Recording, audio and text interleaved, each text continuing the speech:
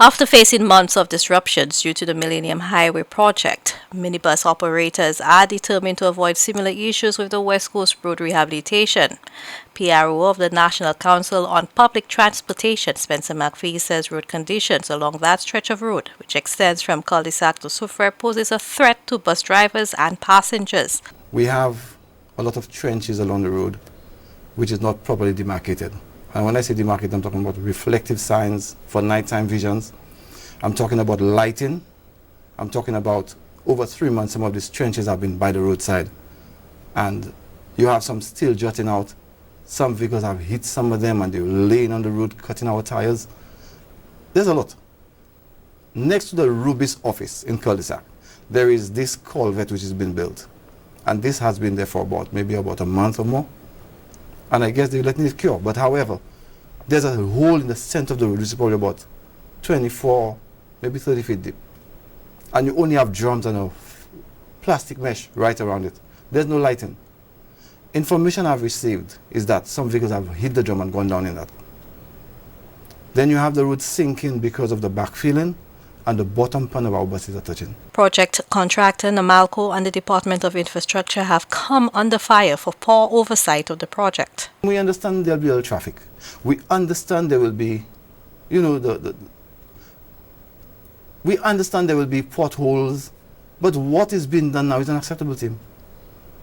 It's not productive. And it's taking a toll on our health. It's taking a toll on our buses, our livelihoods.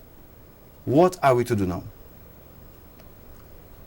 And the worst case scenario, hearing from the ministry, anybody. I mean, in the past, we'd have a liaison officer, letting us know there'll be inconvenience, there'll be a road, one-way traffic and stuff. We're not seeing that. And reports, and I quote, reports reaching us, is the management of Namalco is rude.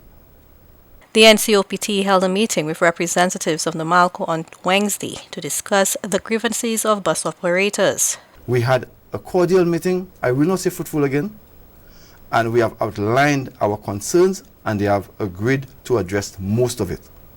So it's a wait-and-see situation.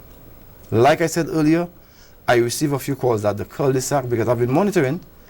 Something is being done in that area. So let's see what's going to happen. I asked at that meeting today, does the ministry have any technocrat, any engineer monitoring what's happening on that stretch of the road? Because what is happening there it's unacceptable. And I saw my president spoke in a language he has never spoken, a tone of voice he has never spoken before. And that's Mr. Godfrey Ferdinand. Mr. Godfrey Ferdinand. I want to say that, and I did inform personally at the meeting today that we're going to meet with the Soufriere, Canneries, Ancillary, Millet, Lacroix, Jacmel. And we're going to decide the way forward. McPhee says that minibus operators are considering taking legal action for the recovery of costs associated with replacing vehicle parts. At the same time, they are also contemplating more drastic measures to ensure their demands are met.